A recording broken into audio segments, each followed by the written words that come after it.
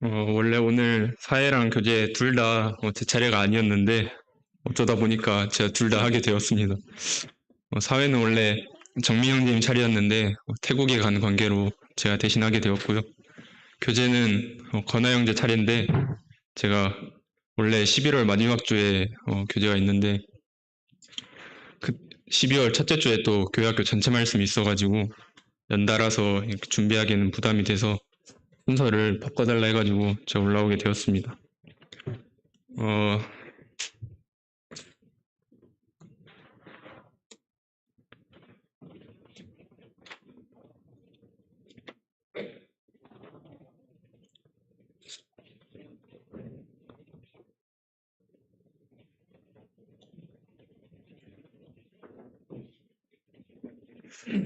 이렇게 교회 안에서 뭔가 맡아서 할 때마다 되게 부담스럽긴 한데 하나님이 저를 사용하신다는 것에 감사하자라고 스스로 생각하면서 준비를 하게 되는 것 같습니다.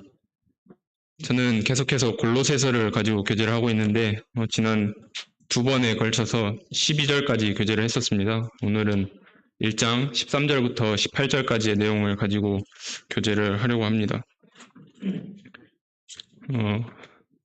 제가 두 달에 한 번 정도 이렇게 교제를 하러 올라오는데 교제할 때마다 한 4절씩 이렇게 조금씩 하다 보니까 진도가 너무 천천히 나가는 것 같아서 대충 계산해 봤더니 골로새서 4장을 다 끝내려면 한 2년 정도 걸릴 것 같더라고요.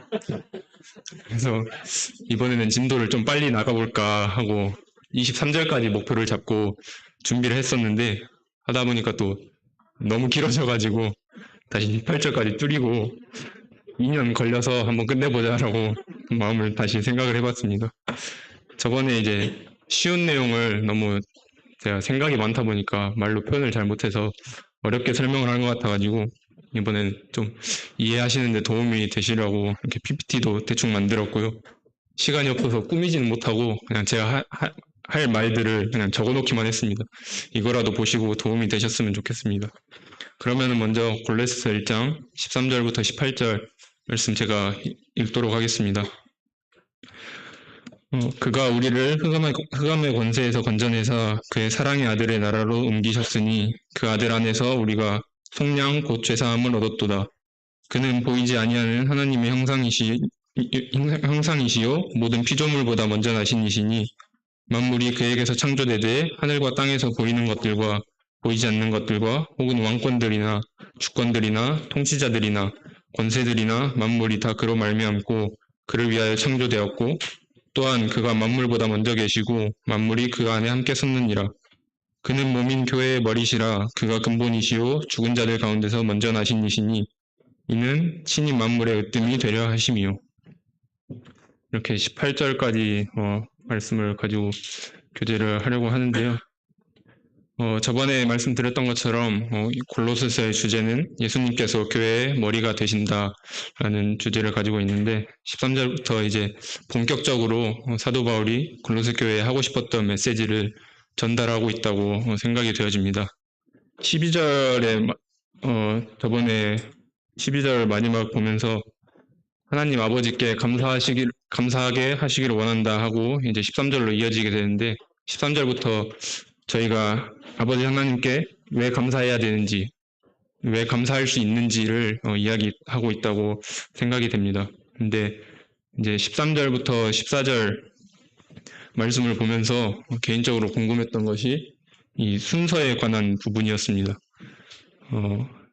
13절과 14절 보면은 하나님께서 사랑의 아들의 나라로 옮기셨으니 그 예수님 안에서 우리가 속량 곧 죄사함을 얻었도다 이렇게 말씀을 하고 있더라고요. 그래서 하나님이 천국으로 옮기신 후에 예수님께서 우리 죄를 사해 주셨다라고 말씀하시는 것인가 문자적으로 보면은 그렇게 보여져서 구원 예정설에 관한 그런 부분이 아닌가라는 느낌을 받게 됐습니다.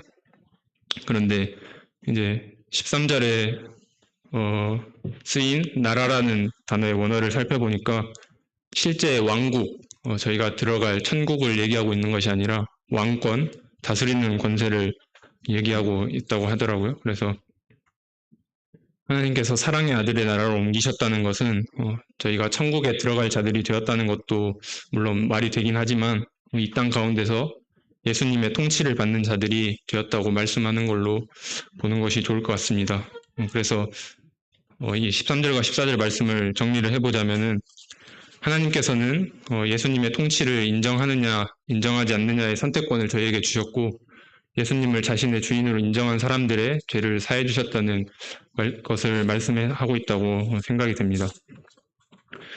또 그렇게 해석을 하는 것이 저번에 교제했던 9절부터 12절 말씀과 연결이 잘 되는 것 같더라고요. 저번에 9절부터 12절 말씀을 교제하면서 성도들이 건강한 삶을 살기 위한 기초적인 부분들에 대해서 이렇게 말씀을 하고 계시다고 말씀을 드렸는데 이러한 일들을 저희의 힘으로 할 수 있는 것이 아니라 각자 성도들의 삶 속에서 예수님의 통치를 인정하게 될 때 가능하다고 말씀하고 있다고 생각이 듭니다. 또 이러한 삶을 살아갈 수 있다는 것이 12절에 나와 있는 빛 가운데서 얻은 성도의 기업이라고 하나님께서 말씀하시지 않나라는 생각이 들었습니다. 또 13절과 14절을 보게 될 때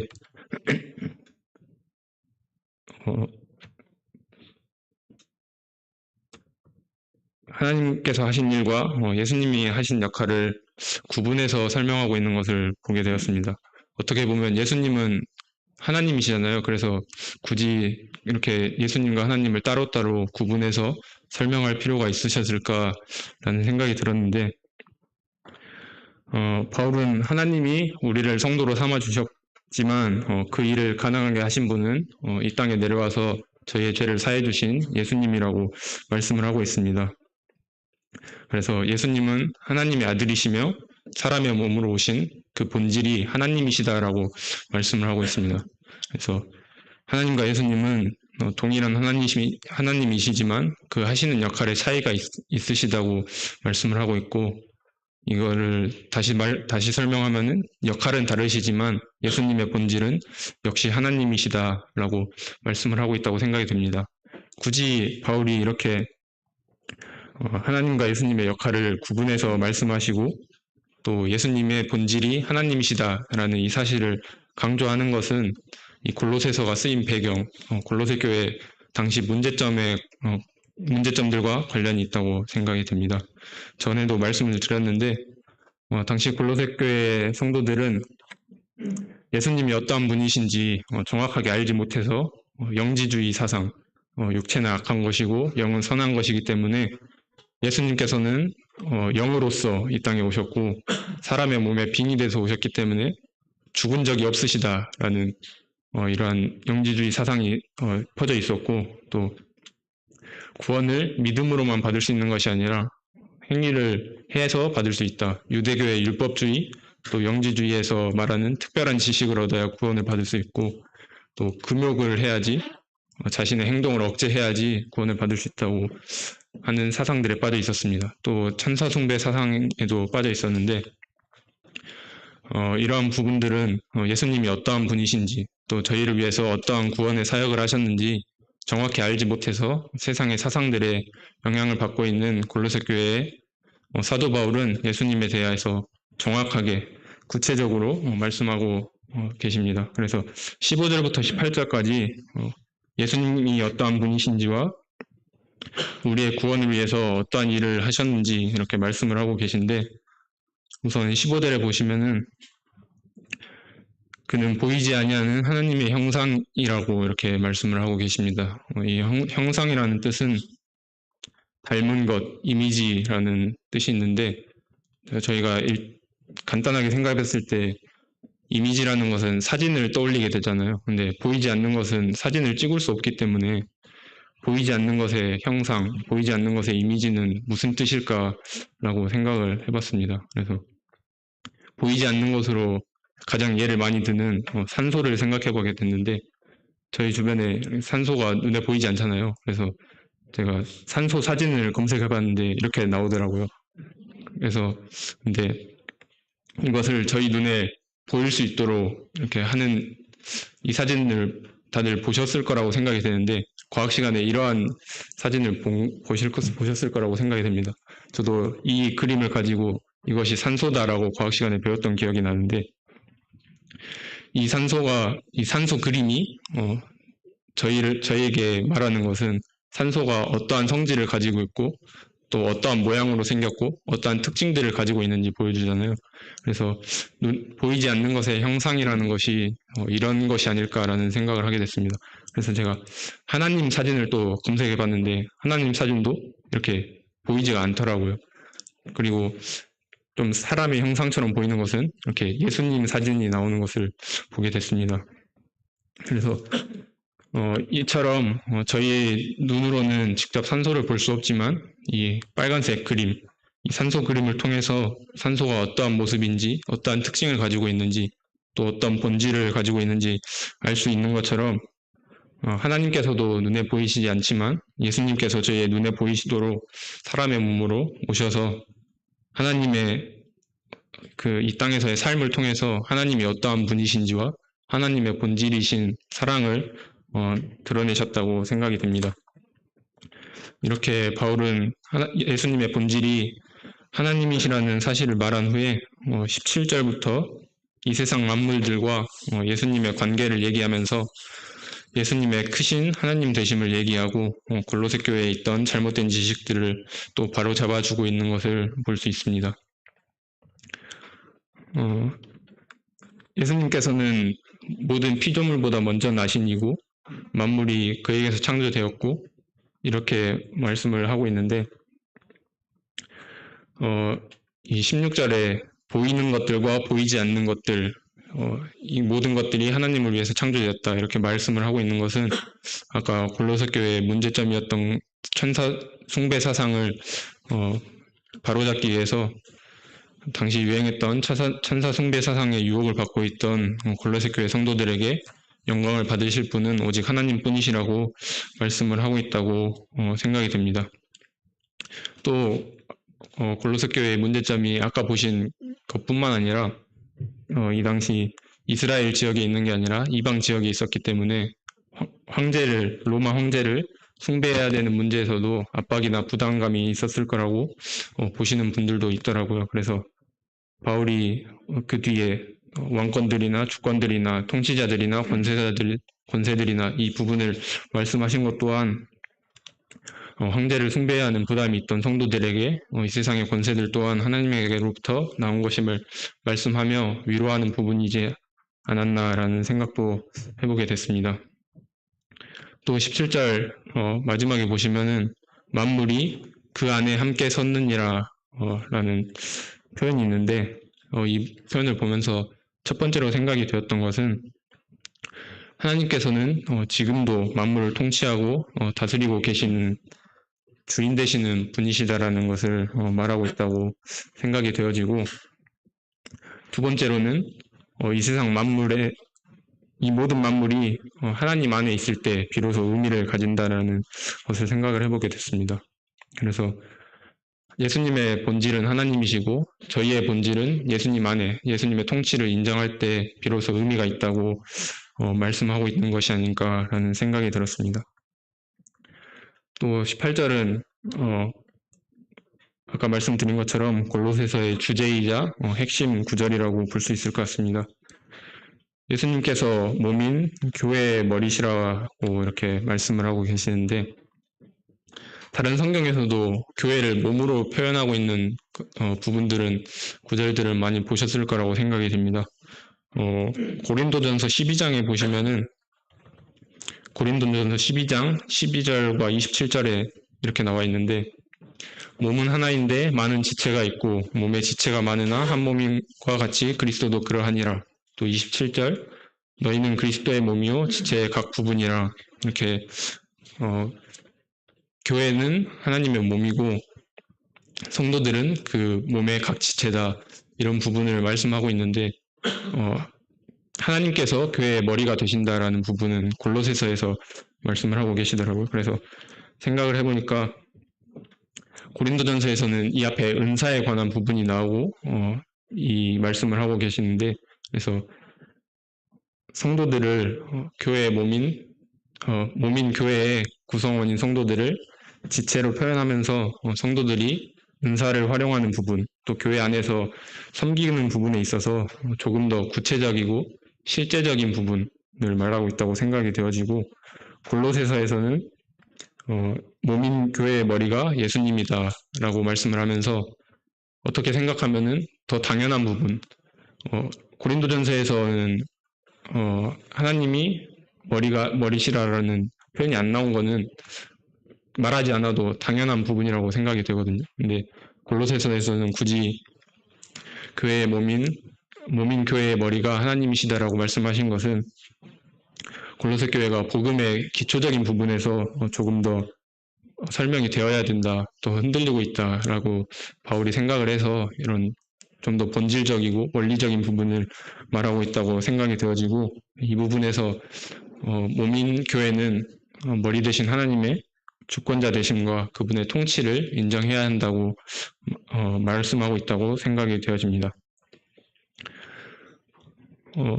18절에서 예수님께서 교회의 머리 되시는 이유가 그분이 근본이시고 죽은 자들 가운데서 먼저 나신 이시기 때문이라고 이렇게 말씀을 하고 있는데, 근본이라는 단어는 처음, 시작, 또 첫 번째라는 뜻을 가지고 있고, 어원적으로 보면은 제일 먼저 어떤 일을 하다에서 왔다고 합니다. 그래서 예수님께서 제일 먼저 하신 일은 이 세상 누구보다 제일 먼저 어떤 일을 하셨냐, 이 말씀을 통해서 살펴보면은 죽은 자들 가운데서 가장 먼저 부활하신 분이시잖아요. 그래서 이 부활의 사역으로 인해서 저희가 구원을 받을 수 있었고, 성도가 될 수 있었고, 또 교회로 모일 수 있었고, 그 부활의 소망을 가지고 살아갈 수 있다고 말씀을 하고 계십니다. 또 이렇게 명확하게 죽은 자들 가운데서 살아나셨다라고 말씀하시면서 아까 살펴보신 영지주의의 주장도 반박하고 있는 것을 볼 수 있습니다.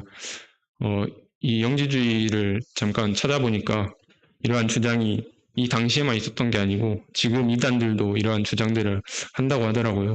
하나님의 교회, 여호와의 증인들도 예수님은 육체의 영으로 오셔서 그냥 사람의 육체에 빙의하셨기 때문에 죽으신 적이 없으시고, 죽으실 때는 그냥 영이 잠깐 빠져나가서 천국에 계시다가 다시 내려오셨다. 그래서 예수님은 죽은 적이 없으시다라고 말을 한다고 하고, 또 예수님이 다시 오시는 것도 사람의 몸으로 오시는 것이 아니라 영으로 오기 때문에 지금 내 육체에 하나님의 영이 들어와 있으니까 내가 그리스도다라는 주장을 이렇게 인용을 한다고 하더라고요. 그래서 이렇게 정확하게 골로새서 1장 18절에서는 예수님께서 죽은 자들 가운데서 살아나셨다고 말씀을 하시면서 영지주의자들의 주장을 반박하고 있고, 또 부활의 소망을 가진 성도들이 어떻게 살아야 하는지도 말씀하고 있다고 생각이 되어집니다. 교회와 성도는 이렇게 살펴본 것처럼 부활의 근본 되시는 예수님에 근거해야지만 의미가 있기 때문에 예수님이 교회의 머리 되시는 이유는 그분의 부활에서 찾고 있는 것을 볼 수 있습니다. 성도님들이 다 아시는 것처럼 저희가 이렇게 교회로 모여 있는 이유가 예수님께서 직접 부활의 본을 보여주셨기 때문에 저희도 그 부활의 소망을 가지고 이렇게 모여 있는 거잖아요. 그래서 예수님께서 제일 먼저 부활이라는 일을 하셨기 때문에 저희도 그 부활을 바라보며 살아가는 자들로서 예수님이 보여주셨던 본을 쫓아가면서 삶 속에서 그 예수님의 통치를 인정하고 머리 대신 주님의 뜻대로 살아가는 것이 당연하다고 이렇게 생각이 되어졌습니다. 또 성도들이 단지 천국에 가는 것이 아니라 이러한 삶을, 예수님의 통치를 인정하는 삶을 살아가는 것이 정말 정확한 예수님의 이 부활 사역의 목적이라고 이렇게 18절에서 말씀하시는 것을 볼 수 있는데, 18절 마지막에 이는 친히 만물의 으뜸이 되려 하심이요 라고 이렇게 말씀을 하고 계시더라고요. 앞에 나온 말씀들처럼 예수님께서는 만물을 지으시고 만물을 통치하고 계신 분이기 때문에 당연히 만물의 으뜸이신데, 굳이 이렇게까지 하시면서 만물의 으뜸이 되셔야 하는가라는 생각이 들었습니다. 근데 죄로 인해서 만물들이, 특히 사람들이 예수님의 통치를 인정하지 않고 만물의 으뜸 되시는 것을 부인하고 있기 때문에 예수님께서 이러한 부활의 본, 사랑의 본을 보여주셔서 저희로 하여금 예수님께서, 하나님께서 만물의 으뜸 되심을 인정하도록 하시고, 또 저희가 이러한 모습을 저희가 그러한 예수님을 닮아가는 삶을 통해서, 그 교회를 통해서 다른 사람들에게 이 모습을 보여줌으로써 하나님을 드러내서 그 세상 사람들 가운데서도 다시 만물의 으뜸의 자리를 회복하려 하신다라는 것을 생각해 보게 됐습니다. 이 부분을 보면서 하나님께서는 되게 인격적이신 분이시다라는 생각이 들었습니다.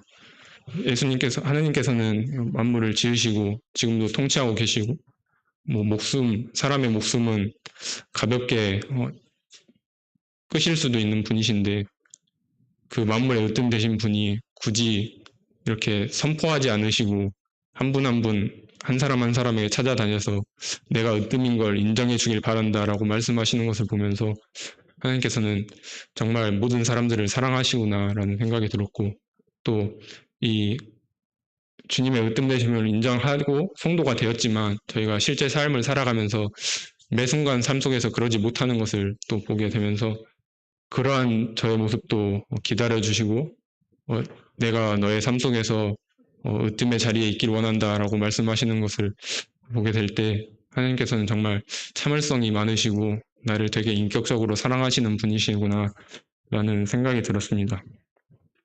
그래서 이렇게 이 말씀을 공부를 하면서 매 순간 삶 속에서 하나님을 인지하고 주님 뜻대로 살아가는 것이 정말 어렵지만 저를 창조하신 분이, 저의 목숨을 지금도 유지시켜 주시는 분이 저에게 기대하시고 바라시는 것이 그러한 삶이라면은 당연히 마땅히 순종해야 되지 않을까, 주님께 저의 으뜸의 자리를 내어드려야 되는 게 맞지 않을까라는 생각을 하게 되었습니다. 그래서